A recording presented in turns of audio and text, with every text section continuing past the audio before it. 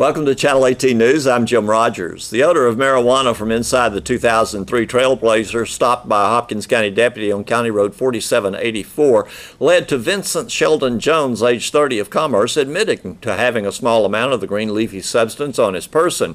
That would have been a misdemeanor. However, at the jail, medical questions prior to the book-in, Jones removed vape from his body and tried to dispose of it in the book-in area. The vapor shown to contain a substance that proved to be THC oil. Jones is in Hopkins County Jail, charged with tamper, fabricate physical evidence with intent to impair and possession of drug paraphernalia. He's held on a $10,000 bond for the state jail felony of tamper, fabricate. During the E-Commerce Technology and Innovations, The Future of Business, sponsored by Texas Economic Development Council, Sulphur Springs Hopkins County Economic Development Corporation received the 2018 Community Economic Development Award for cities with population 10,001 to 20,000. The October 18th award program named recipients in 6 population categories. Sulphur Springs Hopkins County EDC spearheaded a complex, multifaceted project that included the purchase of land from one major industry to support the expansion of another. The EDC also had the use of a Texas Capital Fund grant to upgrade the city's wastewater pretreatment plant, worked with Encore to acquire a site for the expansion of a major Sulphur Springs industry. Eventually, the land purchase and infrastructure improvement led to the expansion of 61 jobs at Saputo, a major specialty foods manufacturer. An ancillary part of the land acquisition process enabled one of Sulphur Springs' oldest employers, J.B. Weld, to build a new 78,000 square foot facility while also adding 13 new jobs. Other nominees for the award in the population class included Bernie Kendall County EDC, Giddings EDC, the City of Nederland, and Tomball EDC. Crosstown Trails crosswalk on Main Street in Sulphur Springs at Coleman Park near Reservoir Street is now active. People using the trail are advised to be cautious until drivers become accustomed to the crosswalk. Drivers are reminded to stop for pedestrians in the crosswalk. Sulphur Springs Police will be monitoring the area. Friday morning, KSST Channel 18 News spoke with Jay Sanders, Chief of Police and Public Safety Director for the City of Sulphur Springs. We have a new crosswalk here on Main Street with the crosstown trails, and it is active. The lights are currently working. We just wanted to get out there to the folks, not only the drivers, but the people that are going to be using this, that it's brand new. So when you come up here and hit the button, don't just take off. You just make sure people can see you before you cross, till folks get used to it. And another thing I wanted to mention also is that this is a crosswalk, and you're supposed to walk through a crosswalk. You're not supposed to ride a bicycle through there. Not supposed to ride a scooter through there, or a skateboard, or anything like that.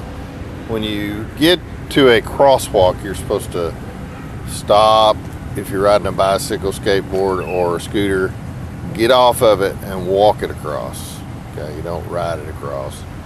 But would you get across quicker if you rode it? Yeah. So, but that's really the main thing I want to get across to folks that are using the trail, is to be really cautious, because it is brand new. Folks don't know about it, and it's going to take a little while before they get used to it. It's in a 45-mile-an-hour zone, so it's going to take folks a little bit to slow down and get stopped for you too.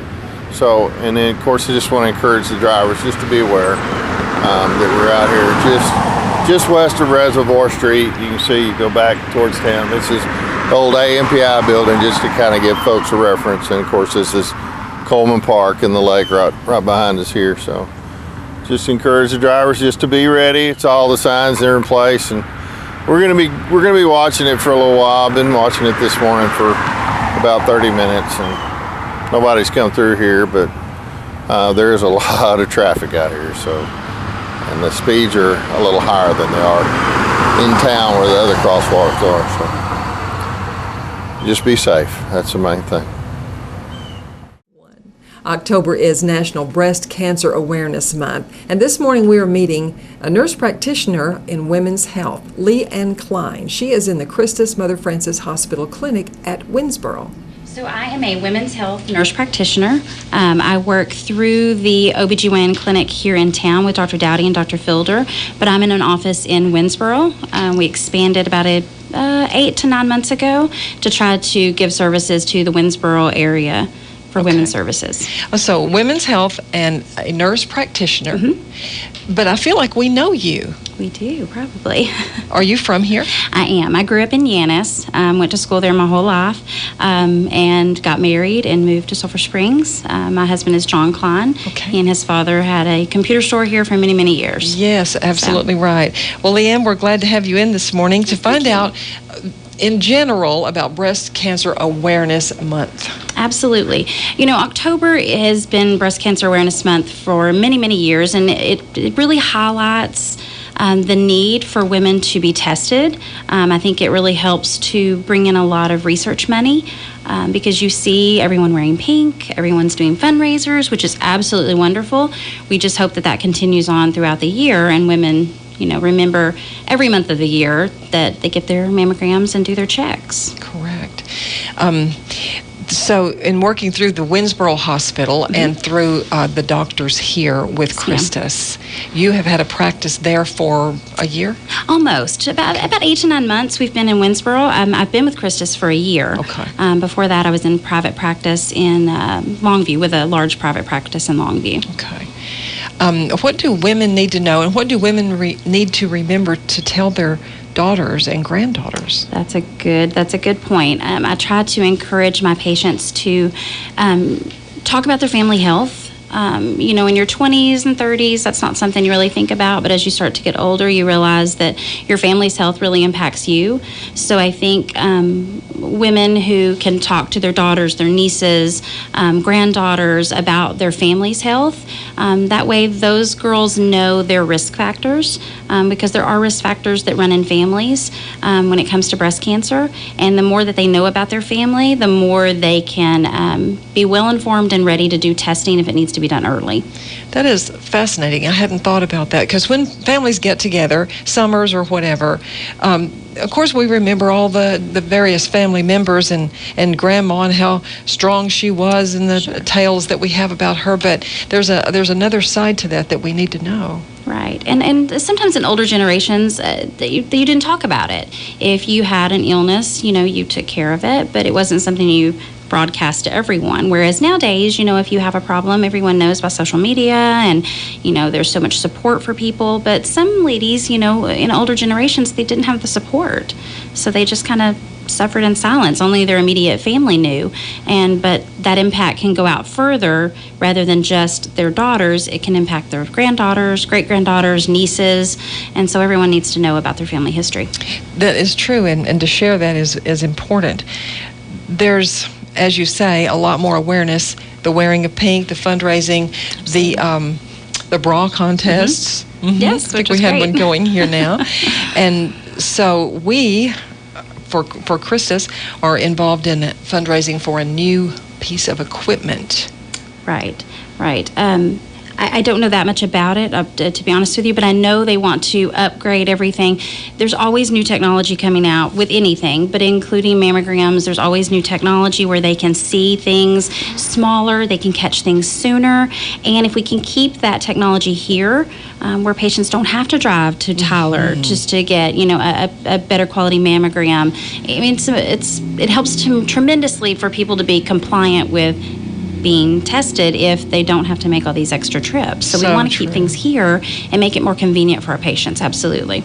I think that is a 3D mammogram unit. Yes. So, yeah. One of the features about it that I heard was that it cuts way down on the need for callbacks. True. That is true. Again, better technology, you know, it's always coming out better. I always tell my patients, you know, the old mammogram that you did 15 years ago, it's completely different now. It's not as uncomfortable. They can see a lot better. They can see things smaller. The 3D really makes a difference when we're talking about seeing something that's, you know, the size of a pea, or even smaller. We can catch things a lot sooner. And even with technology, just plain old good common sense and the use of self-examination. Absolutely, absolutely. Now, some research will tell you, that self-breast exams are making us do more mammograms and more ultrasounds. But I know as a clinician, we still tell our patients every month, know what's normal for yourself. You're more likely to find something than we would once a year if you're checking every month. And anything you find that's new needs to be checked out. Absolutely. 9 times out of 10, it's fine, but it always needs to be checked out. I know there's various types of breast cancer. Absolutely. Yeah, and you're right. There are definitely different types of breast cancer. There's 2 types of tissue that breast cancer starts in. There's ductal breast cancer. This happens in the ducts that carry the milk to the nipple. And then there's lobular cancer. This is cancers that start in the glands that produce the milk themselves. Lobular cancer tends to be slower growing. These are the ladies who usually find the lump. They're able to remove just the lump, or they can have a mastectomy and don't have to have invasive procedures like radiation or chemotherapy.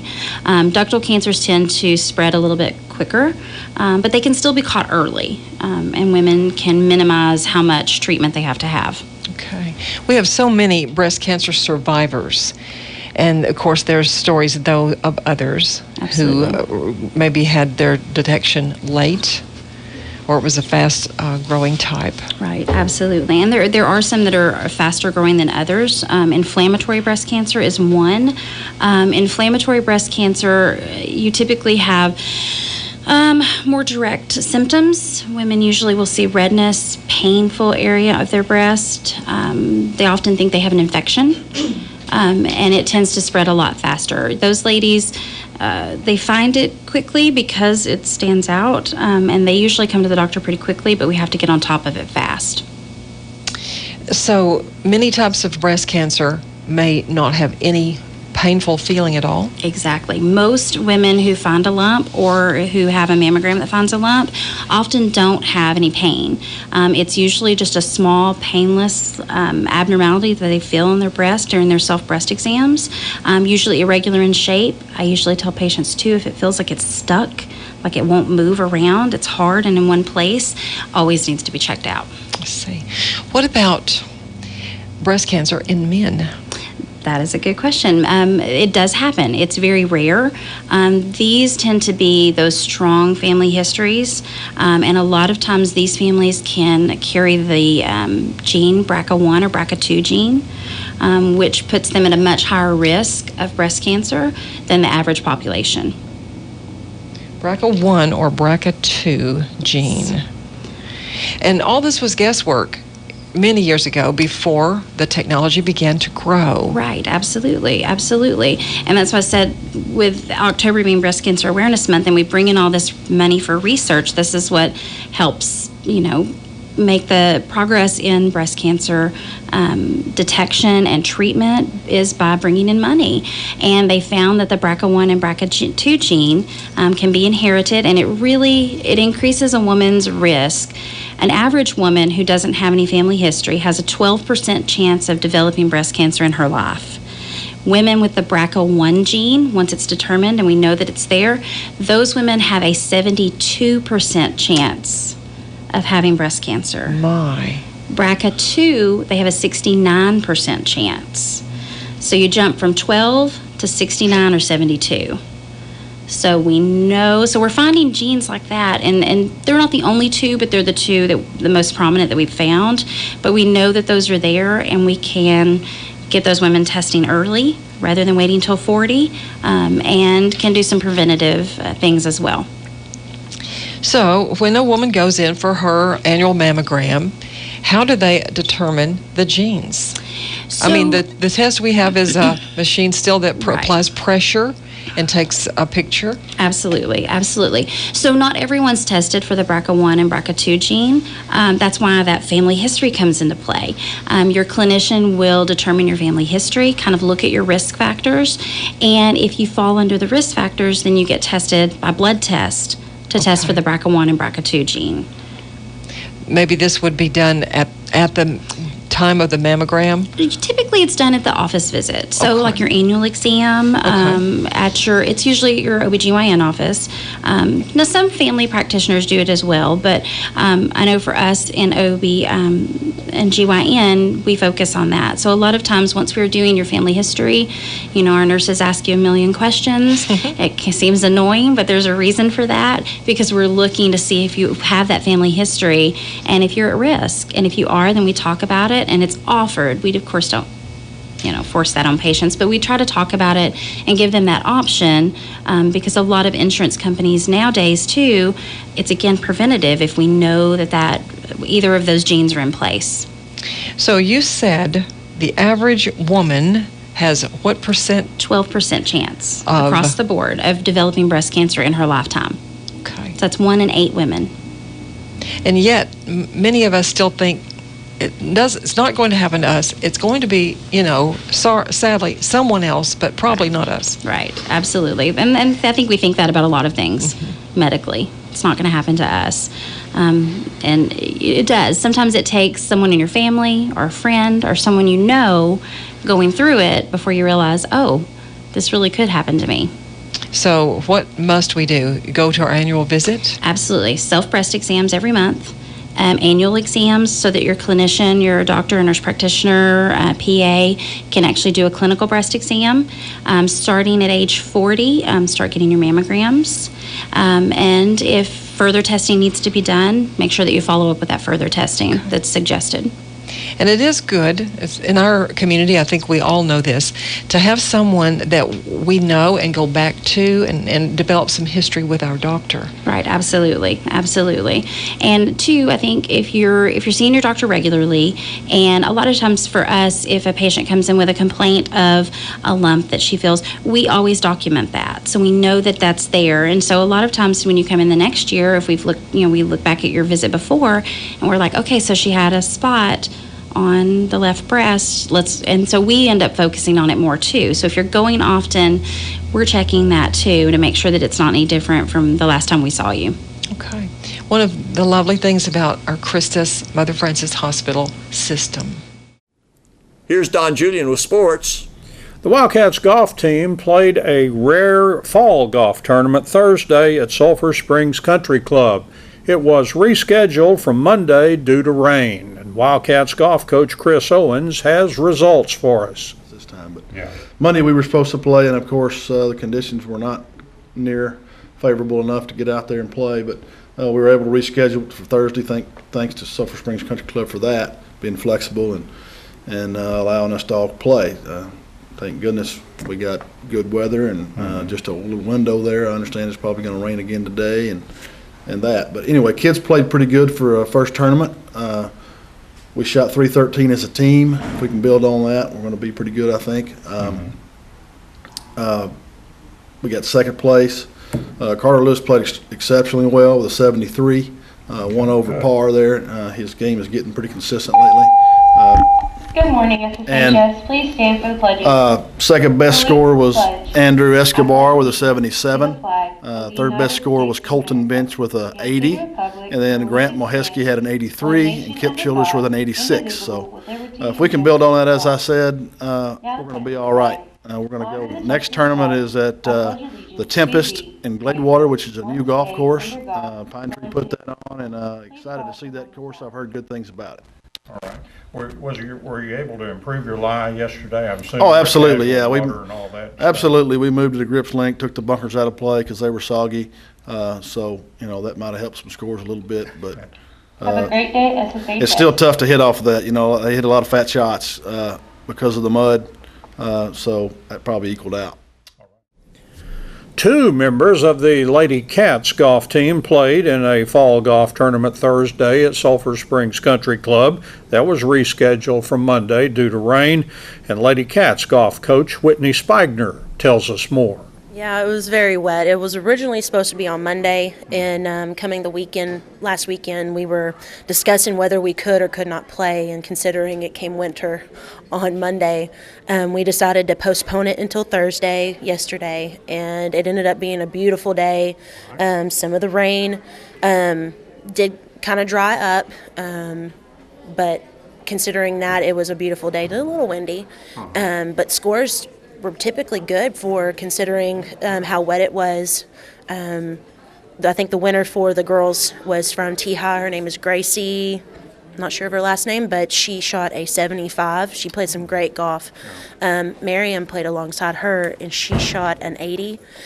But she had a quad on number 2 and kind of hurt her. She could have been really close to being in contention if that hole hadn't happened. But she played great considering we haven't got to practice. It's been rainy. Range has been closed. I think it'll be closed for another 2 weeks. Charlie Potts, who had been she took a year off. So this is her junior year, so this is only her second year of playing, first tournament in a year and a half. And I was very pleased at how she battled through some of those bad holes and didn't give up. And she shot a 118. And I was very pleased with that. I know she wasn't. She wants to do better, and I like that competitive spirit. We don't have any more scheduled on this fall yet. Don't know yet.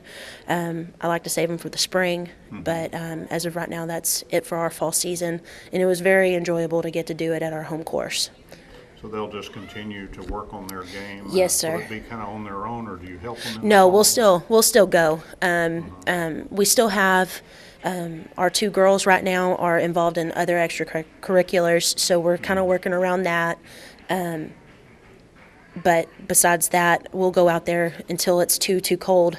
When it gets in the 40s, it's typically too cold to play golf. But we'll go out there still until the end of the semester. And then come springtime, once it starts getting a little bit warmer, we've got to get out there because it's not golf season unless it's cold, rainy, and wet. I mean, that just seems to happen every time. When does it start, around February, March? Or? Yes, February. Mid to late February is typically when that'll start. And then we'll continue 1 tournament a week, hopefully, until April 1st is when district is. And so we'll try to get all of ours in before then and get ready to compete. Thanks for watching Channel 18 News. Have a great evening.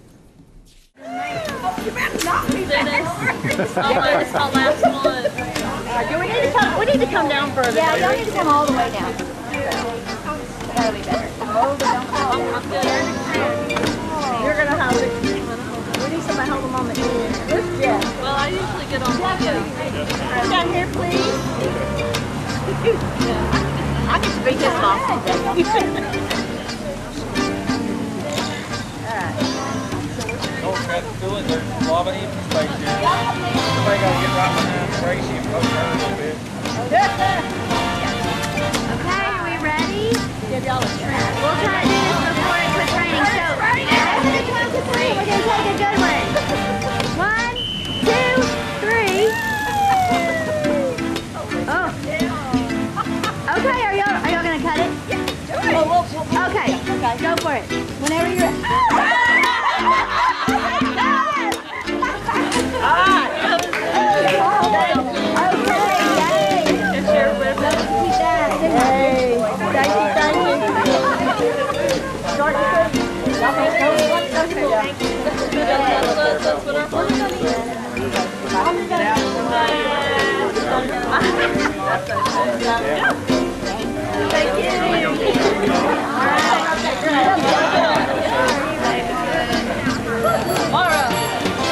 These are my girls from North Hopkins.